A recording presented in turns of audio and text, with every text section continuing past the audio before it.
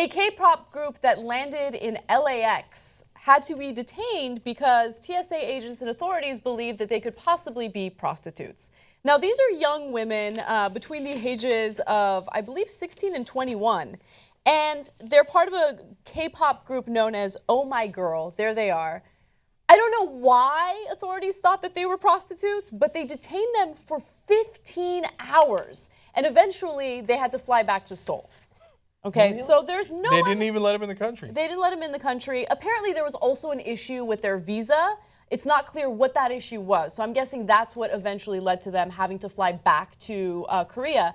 However, there needs to be a clear reason for why they were assumed to be part of the sex industry. Well, no, look, I think from my reading of the BBC story, yes, the visa issue is what flagged it in the first place. Yeah. But then they looked through their luggage, and it was nothing but like sexy outfits. And these girls are really young. They're between the ages of 16 and 21. They look, and some of them look even younger.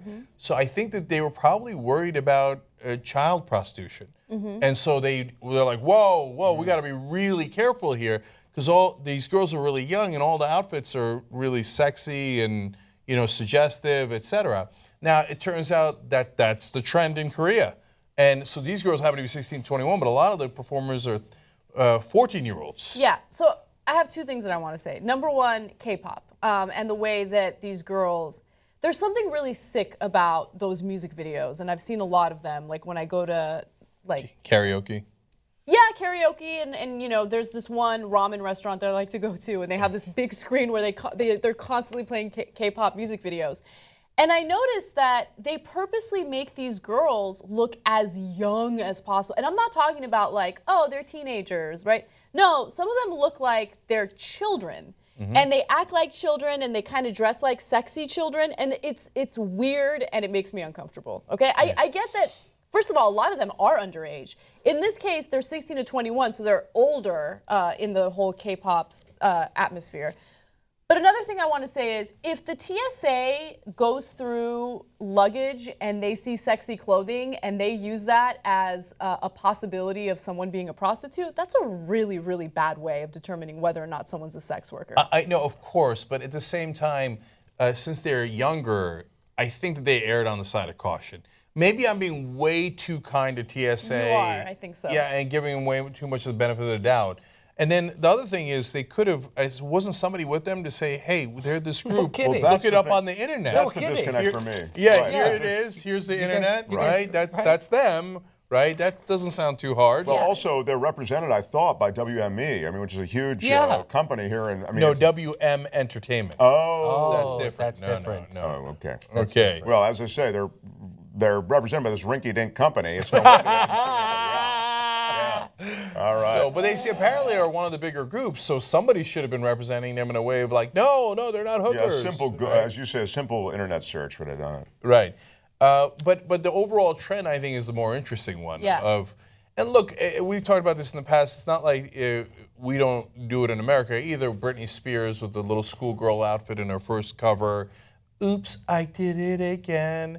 Ooh, baby, hit me one more time. Yep. Yeah, we do it. I mean, and what was she at the time? 15, barely? 16, yeah. You know, and so like, look, obviously some percentage of men, and the more that it's in the culture, the more that it is encouraged, right, are want to go in that direction. So I would argue, let's not encourage it. Yeah, but here's the thing. I absolutely agree with you. But we have all these different contradictory things happening in society, right? On one hand, you have those Jared Fogels of the world that are condemned. They're sick. They're perverts, which they are, right? They get prosecuted for what they've done. But at the same time, we totally allow media to like lure them in with sexualizing underage girls. We did it with the Kendall and Kylie and whatever, the Kardashians. Yeah, they weren't even legal yet, and they're like bouncing around in bikinis.